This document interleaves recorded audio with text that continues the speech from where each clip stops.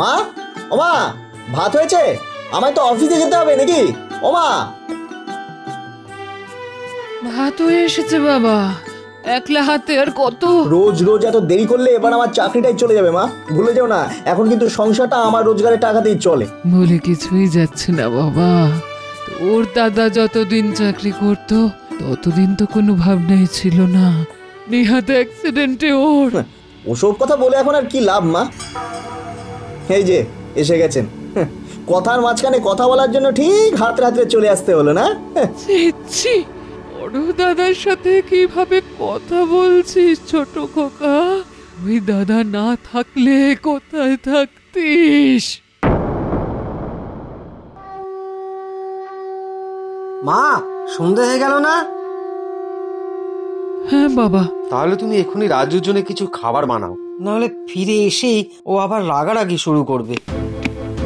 এই তো বলতে বলতে রাজু চলে এসেছে। মা, খেতে দাও, খুব খিদে পেয়েছে। এই তো বাবা, এক্ষুনি বানিয়ে দিচ্ছে। মানে এখনো খাবার হয়নি? দূর, আমার বাড়িতে ফেরাই ভুল হয়েছে। ধুর। রাজু, রাজু শোন, রাজু। মা, মা, রাজু কোথায় গেল? চিন্তা করিস না, চিন্তা করিস না, চলে আসবে।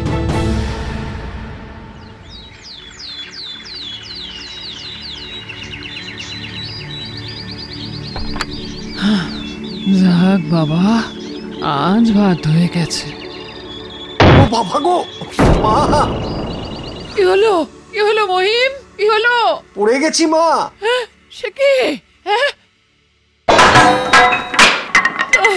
গেল গেল, অবাক পড়ে গেল। মহিম, মহিম!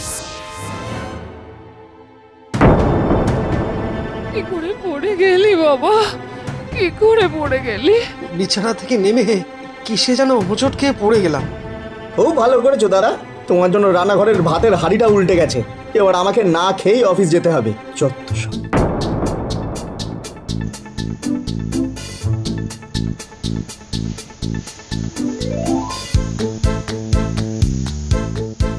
আর ভালো লাগে না, একটু শান্তি নেই। যতদিন দাদা এই বাড়িতে থাকবে ততদিন আমার জীবনে শান্তি আসবে না। যে করেই হোক ওকে বাড়ি থেকে তাড়াতেই হবে। কিন্তু কি করে?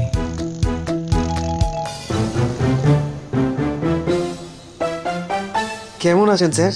ভালো, তবে তোমার চাকরি ছাড়ার পর আমার কাজে অনেক অসুবিধে হচ্ছে। চাকরি কি আর ইচ্ছা করে ছেড়েছি স্যার? আপনি তো জানেন আমার যা কাজ ছিল সেটাই চোখ ছাড়া সম্ভব নয়। আমি সব বুঝি মহিম, তোমার মতো মানুষের কাছে আত্মসম্মানের দাম অনেক। তবু তোমায় বলে যাচ্ছি, তুমি যেদিন চাইবে সেদিন থেকে আবার তুমি কোম্পানিতে জয়েন করতে পারবে। তোমার জন্য কোম্পানির দরজা সব সময় খোলা আছে। আপনার অশেষ কৃপা স্যার। ঠিক আছে, আজ চলি তবে।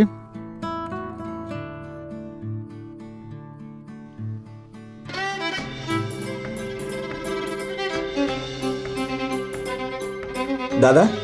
রাজু, আজ তাড়াতাড়ি চলে এলি। জানো মা, আমি দাদার জন্য একটা কাজ দেখেছি, খুব ভালো কাজ। যারা চোখে দেখতে পায় না এই কাজটা তাদের জন্যই। মাস গেলে ভালো মাইনে। হ্যাঁ, শুধু সেখানে গিয়ে থাকতে হবে। হ্যাঁ, এই যা। তাই নাকি? বাহ, এ তো দারুণ খবর। আমি আমি থাকবো ভাই, আমি থাকবো। কবে যেতে হবে? কাল গেলেই ভালো হয়। ঠিক আছে, আমি কালই যাব। শুনলে মা, শুনলে রাজু আমার জন্য কত ভাবে। হ্যাঁ বাবা, কিন্তু তোকে ছেড়ে কি করে থাকবো বলতো? হ্যাঁ,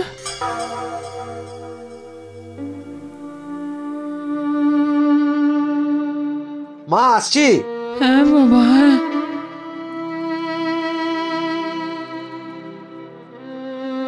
দুর্গা, দুর্গা।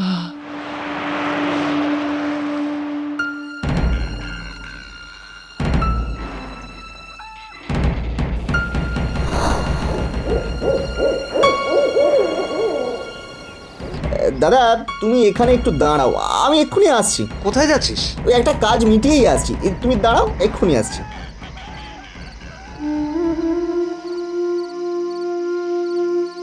এত সময় হয়ে গেল, রাজু এখনো ফিরল না। এই তো এসেছিস বাবা, আমার খুব চিন্তা হচ্ছিল। তুমি চিন্তা করো না মা, দাদা একদম ঠিক জায়গায় আছে। চলো চলো, এবার খুব খিদে পেয়েছে, খেতে দাও তো।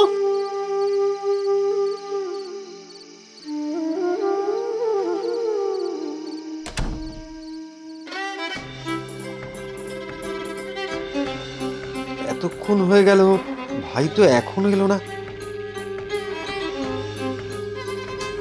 চারিদিকে এত গাছপালা, এ তো জঙ্গল বলে মনে হচ্ছে। তবে কি আমার ভাই আমাকে ফেলে রেখে চলে গেছে? হায় ভগবান, এবার আমি কি করব? আমি অন্ধ মানুষ, কোথায় যাব, কি খাবো?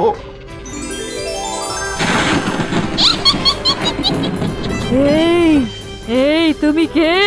এই তুমি কে এই জঙ্গলে এমন সময়? আমি পিশাচিনী। তুমি জানো না এই জঙ্গলে মানুষের আসা মানা। আমি আমি এক্ষুনি তোমায় মেরে ফেলবো। সেই ভালো, আমার মতো মানুষের মরে যাওয়াই ভালো। এই প্রথম কোনো মানুষকে দেখলাম যে মরতে ভয় পায় না। তুমি এখানে এলে কি করে? আমি এক অন্ধ হতভাগ্য। আমার ভাই আমাকে কাজ দেওয়ার নাম করে এখানে ফেলে রেখে চলে গেছে। আহা, তবে তো তোমার খুব দুঃখ। তোমায় দেখে মনে হচ্ছে তুমি ভালো মানুষ। দাঁড়াও দাঁড়াও, দেখি তোমার কোনো সাহায্য করতে পারি কিনা।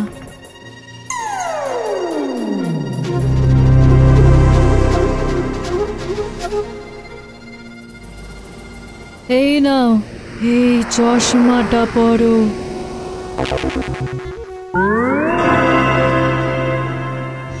কি? আমি তো সব দেখতে পাচ্ছি। সব সব দেখতে পাচ্ছি আমি। হ্যাঁ, এটা পরে থাকলে তুমি সব দেখতে পাবে। কিন্তু মনে রেখো, এই চশমা যার হাত থেকে পড়ে ভাঙবে তার চরম সর্বনাশ হবে। চরম সর্বনাশ। মনে রাখবো পিশাচিনী, ধন্যবাদ তোমাকে। আমি এবার চলি চলি।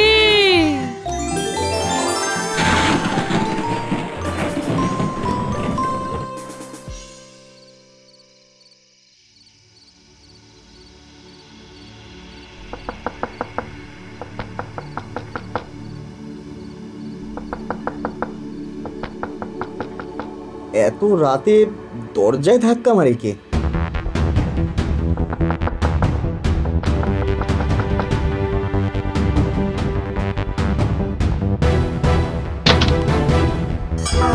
দেখি, তুমি তুই এত রাতে কিভাবে এলি? মা মা মা, আবার আমি চোখে দেখতে পাচ্ছি মা। বলিস কি রে? হ্যাঁ মা, ভাগ্যিস ভাই আমায় নিয়ে গেল, কিন্তু ওখানে তো সেরকম চাকরি নেই বলে চলে এলাম। ভালো করেছিস বাবা, ভালো করেছিস। তুই চোখে আবার দেখতে পাচ্ছিস। এই শান্তি। তুই ঘরে আয়, আমি তোর জন্য কিছু বানিয়ে আনি। আয় আয় আয়। তুই একদম চিন্তা করিস না ভাই, আমি মাকে কিছু বলবো না।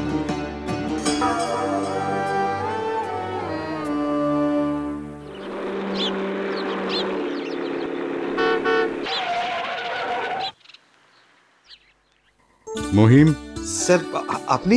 মহিম, শুনলাম তুমি আবার চোখে দেখতে পাচ্ছ। রাতারাতি এই খবর তো চারিদিকে ছড়িয়ে পড়েছে। হ্যাঁ স্যার, ভগবানের অশেষ কৃপা। আচ্ছা আচ্ছা, তাহলে এবার চলো, আজ থেকেই তোমার কাজ শুরু করো। চলো চলো, আর দেরি করার কোনো সময় নেই। আচ্ছা দাঁড়াও, দেখাচ্ছি। তোমার ওই লাল চশমার মধ্যেই রহস্য আছে, ওটা আমি আজ ভাঙবই ভাঙবো। হ্যাঁ, এখন এখন চলো দেখি, অনেক কাজ বাকি। চলো চলো, আমার সঙ্গে চলো।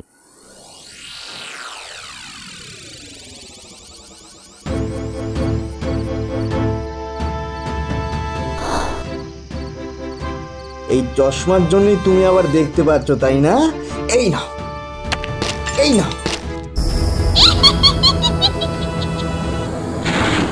ওর মনে এত হিংসা?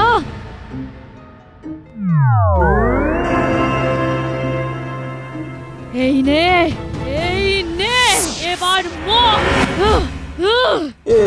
কি কি সব অন্ধকার হয়ে গেল কেন? আমি আমি কিছুই দেখতে পাচ্ছি না কেন? আমি কেন কিছুই দেখতে পাচ্ছি না? এ তোর পাপের ফল। আমার দৃষ্টি। এই লাল চশমা তুই কোনোদিন খুলতে পারবি না। আর এটা পরে তুই দেখতে পাবি না। আমার ছেড়ে দাও, আমার ঠিক করে দাও, তোমার তোমার পায়ে পড়ি, আমার আমার ঠিক করে দাও, আমার আমার ঠিক করে দাও, তোমার তোমার পায়ে পড়ি, আমার ঠিক করে দাও। মহিম, মহিম, এ কে? মা, আপনার ছোট ছেলে বড় ছেলেকে জঙ্গলে ফেলে এসেছিল। আমি সেখানে এসে তাকে এই লাল চশমাটা দিই, যার জন্য ও দেখতে পায় আবার।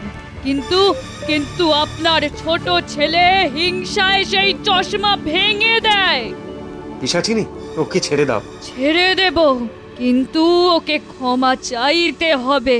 আমি আমি ক্ষমা চাইছি, আর কোনো দিন আমি এরকম করব না। আমার আমার ভুল হয়ে গেছে, আমার বড্ড ভুল হয়ে গেছে। ঠিক আছে।